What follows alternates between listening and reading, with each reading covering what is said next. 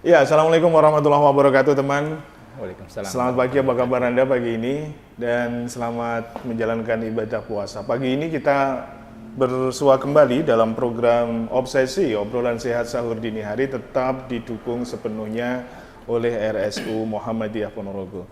Baru sekian hari kita melaksanakan ibadah puasa dan semoga aman-aman sajalah begitu ya. Jadi insya Allah kalau teman-teman kemarin-kemarin sudah bersama dengan Obsesi terus mencermati program Obsesi ini, banyak tips yang didapatkan. Anda ikuti saja tips-tips itu, insya Allah akan menjadikan puasa Anda bisa Anda lakukan dengan sebaik-baiknya. Amin.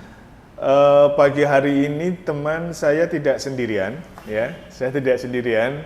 Saya kayaknya kalau pagi-pagi ini takut banget nih kalau sendirian ya. Makanya alhamdulillah saya ditemani oleh Kevin. Vin, apa kabar Vin? Alhamdulillah Pak Ari. Sehat pagi ini. Ya ini perdana ya. Perdana saya ya, ikut betul. Obsesi ini kayak penyiar magang. Oh, janganlah. Enggak Enggak kelihatan bener. Enggak kelihatan Vin. Kayak takut banget salah ngomong. kayak penyiar beneran bukan magang nih. Magangnya udah kemarin ini ya. Ya itu teman, jadi kita nanti akan banyak bersama dengan Kevin di program Obsesi kita, obrolan sehat sahur dini hari yang akan kita gelar selama bulan suci Ramadan sampai dengan akhir Ramadan ya. Hari ini Kevin saya tarik, Kevin saya hadirkan bukan karena tema kita yang memang gimana-gimana gitu ya Vin ya. Sebenarnya nggak gimana-gimana sebenarnya. Bagi saya sebenarnya nggak boleh gimana-gimana nih ya Vin ya. Ini edukasi kesehatan. Edukasi kesehatan betul ya. Jadi itu kita akan banyak memperbincangkan terkait dengan apa sih Vin? Tentang kehamilan. Ini kehamilan, kebetulan pematerinya ini baru lulus dokter spesialis. Kok Jadi ilmunya masih baru. Kok kamu tahu baru ilmunya lulus? fresh. Oh gitu ya. Saya kerja di sini Pak Ari. Kerja di Rumah Sakit Muhammadiyah Ponorogo, jadi tahu. Iya. Oke, jadi bersama dengan kita nanti adalah Dr. Dian Fikri Rahmawan SPOG ya. Dokter spesialis. Spesialis kandungan, kalau tidak salah Mas baru kemarin menyampaikan ini organiknya RSUM ya. Jadi punyanya RSUM kayaknya ya. Dan RSUM kayaknya sayang banget dengan Dr. Dian karena pagi ini di episode yang awal-awal ini beliau dihadirkan bersama dengan kita. Dan sebenarnya teman-teman nanti kalau kita ngobrol dulu lebih dekat dengan Dr. Dian, insya Allah sosok ini bukan orang baru lah begitu ya di Ponorogo, di keluarga beliau. Dokter umum di sini. Oh di sini. Di RSUM Muhammadiyah Ponorogo. Oh gitu ya. Iya. Oh ya, oke lah. Jadi sudah tidak asing sebenarnya ya. Yuk kita sapa sekalian. Enggak, Pak Ari. Saya tuh kamu nih. Saya ya. Ari. Ya Dok, Assalamualaikum warahmatullahi wabarakatuh. Dr. Dian Fikri Rahmawan SPOG, Dok. Waalaikumsalam warahmatullahi wabarakatuh. Selamat pagi Dok. Selamat pagi. Sehat Bapak. pagi ini. Alhamdulillah. Lancar sehat. perjalanan Lancar. sahur pagi ini Dok ya. Alhamdulillah lancar. Belum sahur ya Dok ya? Belum kan? nanti kita di tengah-tengah nanti sahur bersama Dok ya. Betul. Ya, itu teman. Jadi Dr. Dian Fikri Rahman SPOG ini dokter organiknya RSU Muhammadiyah Ponorogo dan insya Allah beliau adalah asli putra daerah.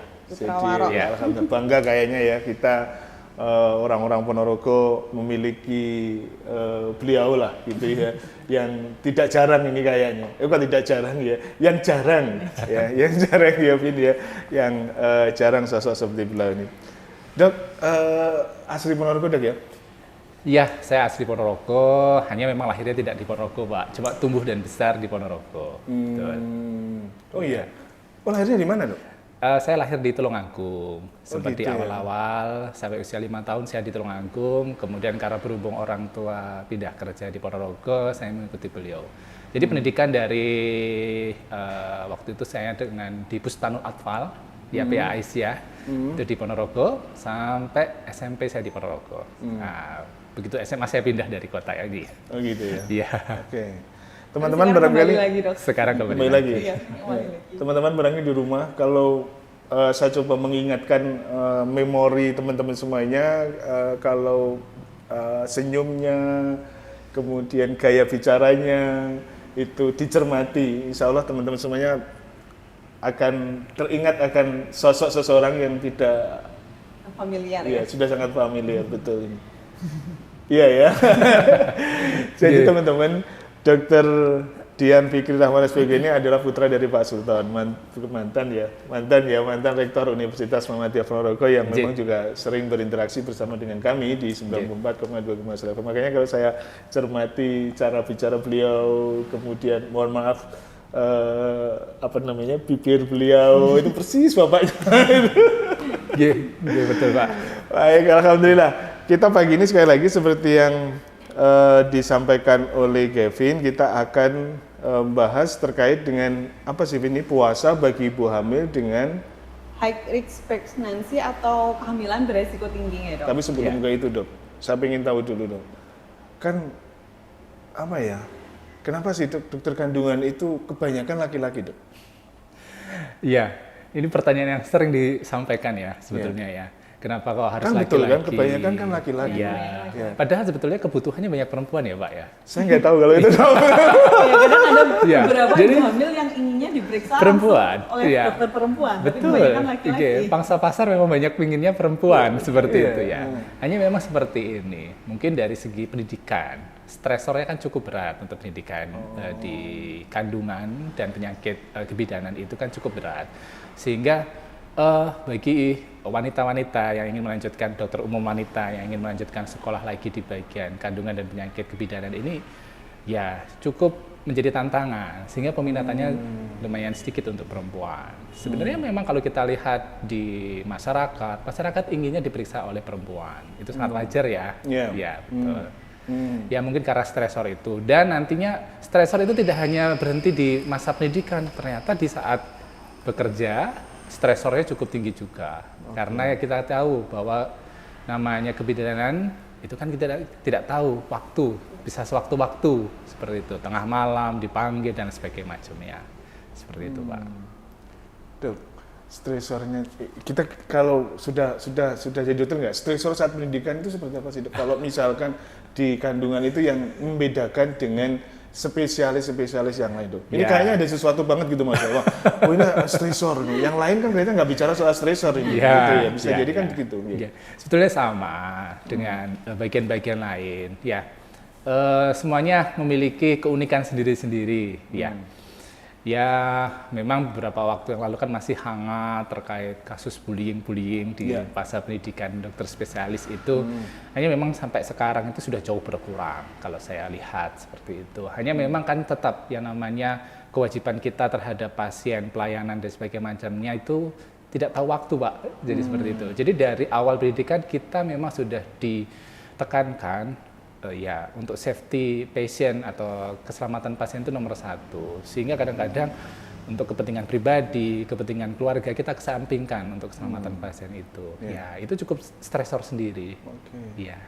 Boleh tahu nggak, Dok, apa alasan Dokter Dian memilih spesialis kandungan? Apa ini lah? Saya pengen tahu ini, bener. Harus diungkap di sini ya, Pak? Iya, harus, betul. Okay. Ya memang banyak waktu itu pertimbangan saya untuk mengambil. Padahal tahu stresornya loh. Iya, betul. Ya banyak pertimbangannya, baik dari pertimbangan diri sendiri, kemudian pertimbangan kebutuhan dari rumah sakit. Saya sendiri kan memang asli milik Rumah Sakit Muhammadiyah Ponorogo.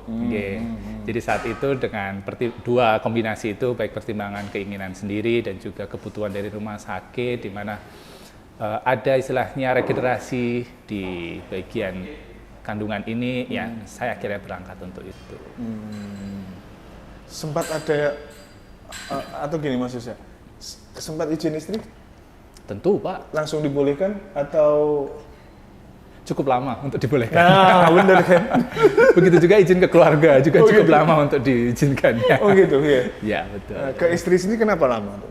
Cerita nggak istri kenapa? Apa yang menjadi keberatan istri? Sempat diungkapkan nggak? Kalau boleh nanti diceritakan. Boleh dong diceritakan. Ya kembali ke masa studi, kemudian waktu itu juga istri berhubungan yang bersangkutan kan juga seorang dokter di Ponorogo saat itu. Kami harus pisah, dan waktu itu anak masih usia 1 tahun seperti itu. Jadi kan banyak istilahnya tantangan-tantangan yang kami hadapi. Ya memang alhamdulillah akhirnya istri, keluarga semuanya mengizinkan untuk saya berangkat sekolah. Dok, ada nggak gini maksud saya, istri keberatan karena apa yang mau diperiksa nih Tivin? Ya, nanti jangan-jangan Bapak mau meriksa Ya. kayak gitu nah. Ya, Seperti kita apa? tahu kan pasien memang pasti wanita ya. Ya. Tidak mungkin pasiennya pria. Karena ini kandungan ya. Iya, pria Ada itu kan jadi nanti ya. suami atau bapak itu memang ikut, Pak, hanya mengantarkan saja. Ya. Ya, mungkin ada beberapa sedikit pemeriksaan untuk laki-laki kalau bagi yang ingin punya anak atau program hamil ya. Hanya kan mayoritas memang wanita. Ya memang itu sempat menjadi bahan diskusi kami. Ya, hanya ya kembali tadi seperti disampaikan Mbak Kevin, ya tentu kan profesional. Ya. Ya kami intinya di dunia kedokteran kan juga sudah ada sumpah dokter di mana kita harus menjunjung tinggi profesionalitas itu sendiri juga. Betul, Pak. Ya, alhamdulillah dengan restu istri, restu keluarga. Kalau dari keluarga apa dok ya? Keberatan dari keluarga apa kira-kira? Ya tentu dengan itu stresor kembali itu dengan stresor, kemudian apa sih yang mau dicari dengan sekolah berat? Ini kan salah satu sekolah yang berat juga seperti itu. Ya, alhamdulillah dari beliau-beliau mengerti dan juga support. Ada pilihan-pilihan lain nggak kemarin itu? Dok? Mohon maaf kalau ada nggak? Artinya ada alternatif A, B, C, meski pada akhirnya, oh ini kandungan yang passion saya di kandungan kayaknya. Gitu. Ini seperti mengungkit kenangan yang lalu ya Pak. Iya dong. Ya memang ada Pak untuk pilihan-pilihan itu. Ya dulu ada satu pilihan ambil sekolah lain, ya namun dengan beberapa pertimbangan-pertimbangan akhirnya tetap saya mengambil untuk bagian kandungan dan penyakit bidanan ini. Dan setelah selesai? Apa yang dirasakan? Yang dirasakan plong tentunya, tapi ada satu hal lagi yang masih ganjel. Apa itu? Ya, karena istri ketinggalan di Jogja Mas ya. Pendidikan gitu? juga. Iya. Pendidikan juga dokter spesialis jiwa. Iya, jadi istri masih sekolah. Karena istri menyusulnya ke sana di tengah pendidikan saya. Saya pendidikan selama kurang lebih 5 tahun. Ya, kemudian di tengah-tengah pendidikan, istri menyusul sekolah. Ini sedang proses menyelesaikan sekolahnya juga. Sehingga masih tertinggal di sana. Sebagian dari saya masih tertinggal di sana. Iya. Sebagian hati ada di Jogja sekarang. Iya, Ya. separuh hati. Separuh hati ada di Jogja betul. Iya. Oke, ya. Kamu mau tanya nggak, Vin? Atau nanti dulu? Iklan dulu aja Iklan Pak dulu Ari. ya? Nanti Oke. untuk sesi selanjutnya kita Baik. masuk ke Iya. inti materi. Ya. Jadi kita sudah tahu persis siapa beliau dan alhamdulillah ada cerita-cerita menarik di dalamnya. Semoga ini menjadi bagian dari memori atau bagian dari kenangan Dr. Dian nanti yang tidak akan terlupakan sepanjang kehidupan beliau ya. Betul. Oke. Ya. Teman-teman kita jeda dulu ya. Setelah ini saya dan Kevin nanti akan tetap berlanjut di Obsesi Obrolan Sehat Sahur Dini Hari masih didukung sepenuhnya oleh RSU Muhammadiyah Ponorogo.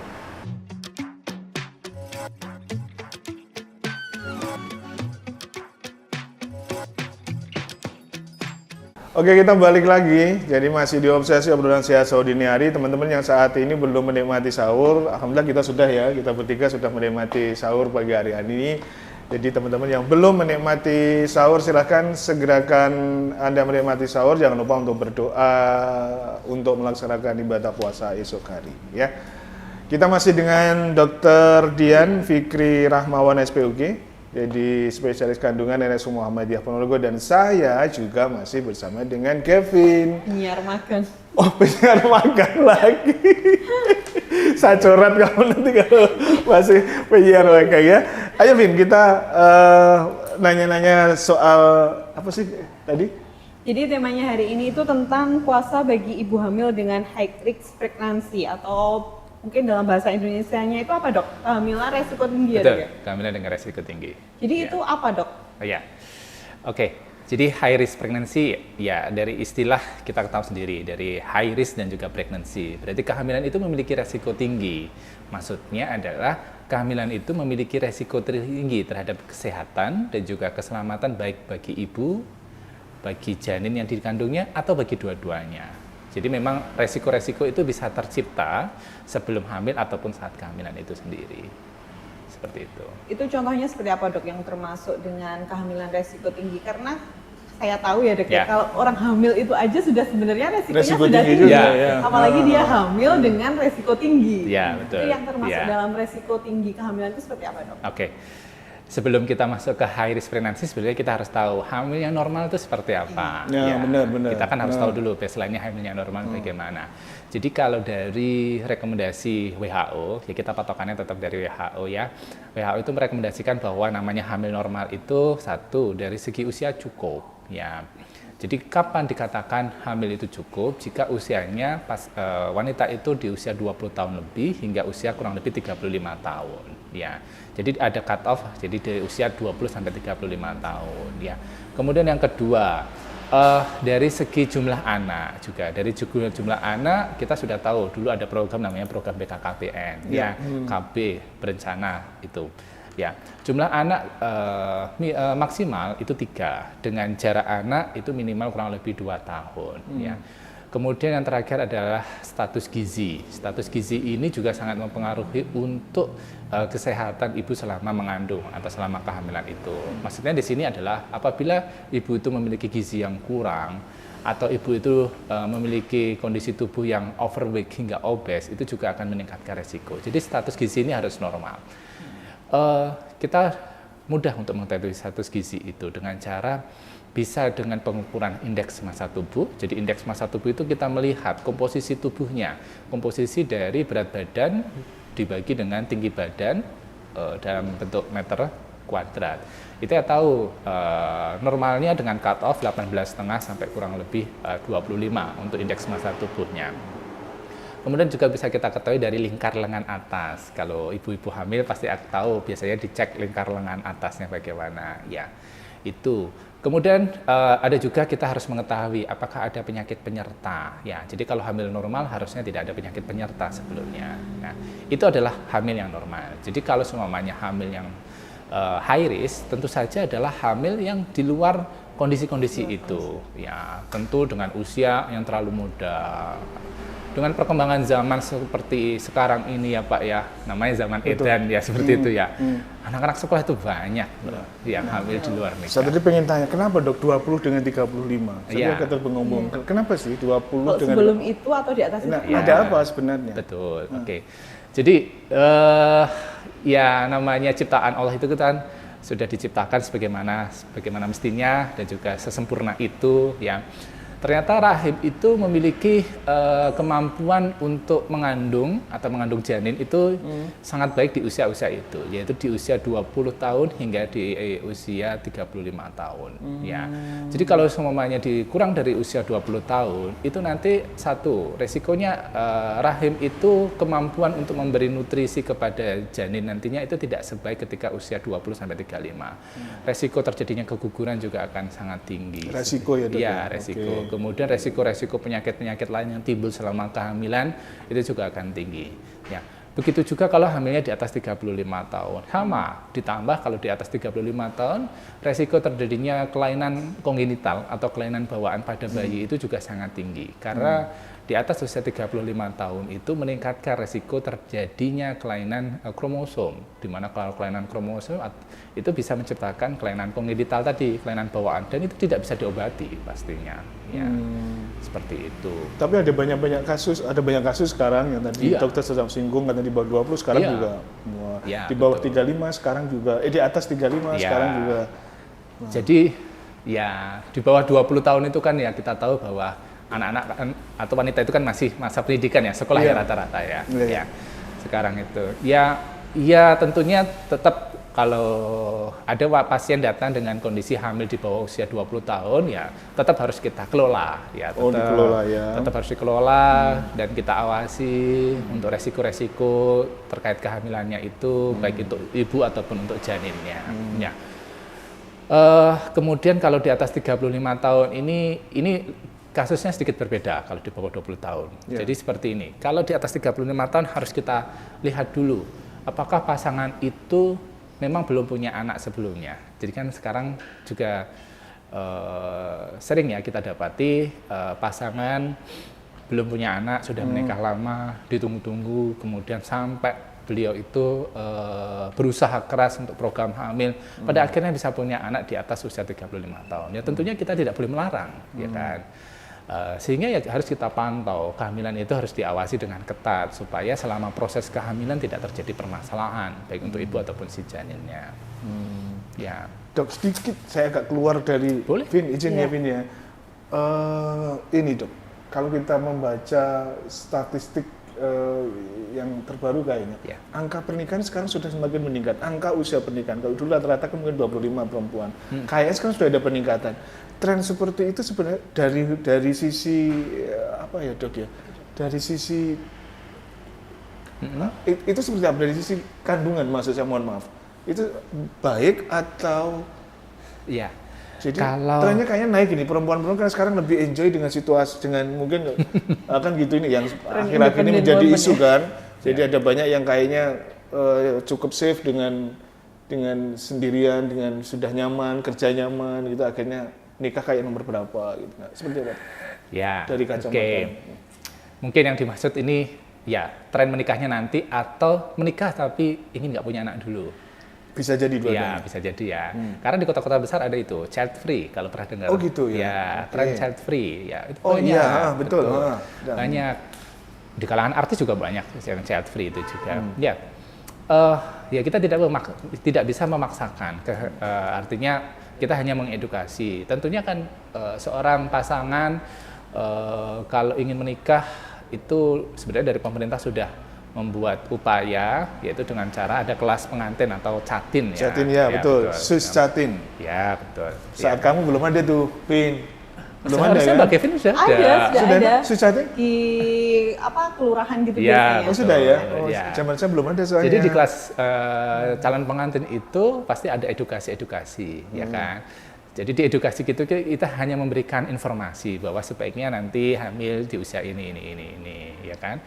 Namun ya tetap kita tidak bisa memaksakan bahwa ibu harus hamil atau pasangan itu harus hamil ini. Satu itu. Yang kedua, kalau pasien itu ingin mengejar karir dan lain-lain kita tidak bisa memaksakan. Iya, betul, ya. betul. Sehingga ya kita hanya bisa memberi edukasi bahwa sebisa mungkin itu jangan menunda kehamilan sampai usia di atas 35 tahun. Oke. Jadi range-nya tetap di 20-35. Ya, Dan range itu tidak berubah situasi kondisi sekarang apapun. Ya, gitu ya. kita tidak tahu ke depannya bagaimana perkembangan teknologi, perkembangan dunia kesehatan, itu bisa saja tetap berubah. Namanya kan dinamis ini semua. Ya. Hanya untuk sekarang, untuk rekomendasinya memang di antara usia 20 hingga 35 tahun. Ya. Oke. Ayo Vin, lanjut Vin. Kalau tentang dok, maksimal anak 3 dok, apakah jika lebih dari 3 itu kenapa meningkatkan Ya, resiko dok? oke.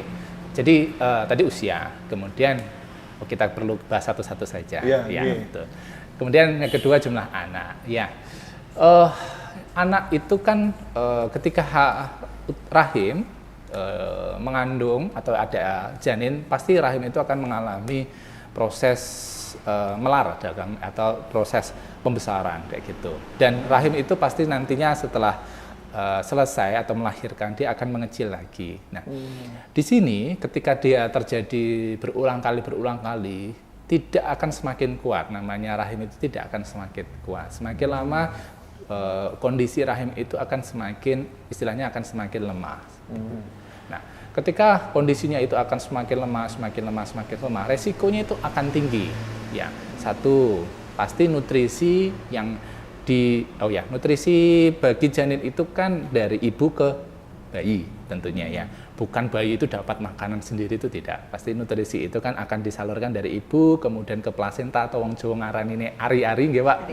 Ya, kemudian melalui tali pusat, kemudian ke janin. Nah, nutrisi itu akan bermasalah pasti ya ketika dia hamil berkali-kali ya. Kemudian yang kedua akan meningkatkan resiko selama kehamilan itu terjadi kenaikan tekanan darah, kemudian terjadi kenaikan kadar gula jika dia hamilnya sudah terlalu sering ya. Kemudian juga akan meningkatkan resiko rahim itu ada resiko nanti robekan ya, karena ya tadi kemampuan dari otot-otot rahim itu akan semakin melemah ya. Jadi akan juga meningkatkan resiko pelepasan ari-ari atau pelepasan plasenta itu dari tempat yang menempel. Jadi resikonya banyak kalau semuanya ibu hamil itu dia hamil berkali-kali. Mungkin menjadi pertanyaan, kok zaman dulu mbah-mbahnya, mbah anaknya kita sampai kok 15. sampai 15 pun nggak ada 16. masalah kayak gitu. Ya. Usianya panjang. Terus Betul. hamilnya juga di usia muda gitu. Betul, yang menjadi pertanyaan. Sekarang kita kembalikan. Dulu mungkin pencatatan secara statistik tidak ada. Ya, jadi kayak angka kejadian seperti kematian ibu, kematian Iya, bayi, iya, itu iya. tidak tercatat dengan Itu sebenarnya baik. banyak ya, Dok ya? Sebenarnya banyak. Ya, dukun-dukun beranak itu juga mungkin itu juga apa istilahnya kematian saat dilahirkan oleh dukun beranak itu juga banyak. Cuma tidak dicatat secara statistik. Hanya sekarang dicatat dengan statistik sehingga kita tahu, oh ternyata angka kematian ibu di Indonesia itu tinggi. Oh ya, sebagai informasi Indonesia itu masih menempati nomor kedua angka kematian ibu Tertinggi, se-ASEAN, di ASEAN. Oh, di ASEAN. Ya, ASEAN loh padahal ini. Iya, iya, iya. Ya. Yang tertinggi nomor 1 mana, Dok? Yang tertinggi ada. Oh, siap. Nanti jangan diungkap. Iya, buka sendiri di rumah ya. Dok, boleh nggak tadi saya analogikan gini, Dok? Iya. Itu seperti balon itu, Dok ya. Kan misalnya Betul. sering ditiup, kemudian Betul. kempes, lama-lama lembek juga nanti ya. Iya. Jadi istilahnya kan balon itu melar, kempis, Iya, melar, kempis, kempis. melar, kempis gitu ya. Kalau kita di dunia kesehatan itu dia akan melakukan relaksasi, kemudian kontraksi, relaksasi, iya, kontraksi. iya. Nah, harusnya bisa berkontraksi dengan baik atau harus bisa mencengkerang dengan baik. Nah, itu kemampuan itu akan hilang kalau ibu hamil itu hamil berkali-kali. Ya. Lalu kenapa, Dok? Kalau jaraknya kok minimal 2 Ya, tahun, apakah itu betul. adalah waktu yang apa ya, yang optimal Ya. untuk rahim itu kembali siap gitu? Ya, itu salah satunya Mbak Kevi. Ya, jadi rahim kembali optimal untuk siap, untuk benar-benar siap untuk hamil selanjutnya adalah memang di kisaran 2 tahun. Selain itu juga terkait menyusui. Jadi kita tahu juga bahwa sebenarnya ASI eksklusif itu sampai 6 bulan. Setelah itu kan ASI itu sebagai pendamping dari MPASI gitu, makanan pendamping ASI. Ya, hanya memang ASI itu dianjurkan sampai usia 2 tahun. Betul ya? Ya. Secara agama juga kalau tidak salah sampai 2 tahun. Ya. Ya. Nanti mohon dikoreksi juga. Jadi ketika ibu hamil itu hamil lagi kurang dari 2 tahun, tentunya satu, dia harus menghentikan ASI itu. Jadi dia harus tentunya menghentikan menyusui anak sebelumnya. Ya. Karena kalau tetap dilanjutkan, juga akan mempengaruhi terkait kehamilannya itu. Sehingga memang disarankan untuk minimal 2 tahun. Seperti itu, Bang. Oke, kayaknya waktu nih, Vin. Ya, sebenarnya kita pengen sampai pagi nanti gitu ya, sampai terkantuk-kantuk mendengarkan Buka puasa pengajian. Iya, Ini kuliah sampai subuh. buka puasa. Kuliah subuh berarti ya. Iya, iya. Kita akhiri dulu, Dok, perbincangan kita pagi ini di Obsesi Obrolan Sehat Sahur Dini Hari. Insya Allah besok masih berkenan, Dok ya, Oke. untuk hadir lagi sahur bersama kita lagi. Ya. Pokoknya pagi-pagi harus ya, nah gitu ya.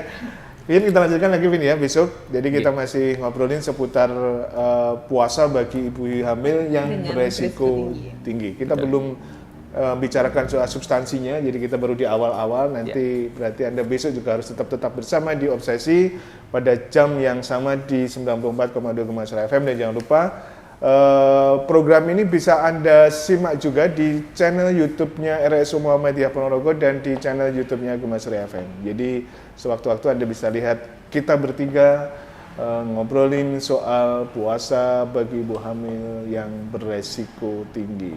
Gitu, Vin, ya. Kita pamit dulu. Yang belum menikmati sahur, segeralah Anda bersahur. Jangan lupa untuk berdoa melaksanakan ibadah sahur esok hari. Dokter, matur sembah nuwun. Kita ketemu lagi besok, Dok, ya. Nggih. Assalamualaikum warahmatullahi wabarakatuh. Waalaikumsalam warahmatullahi wabarakatuh.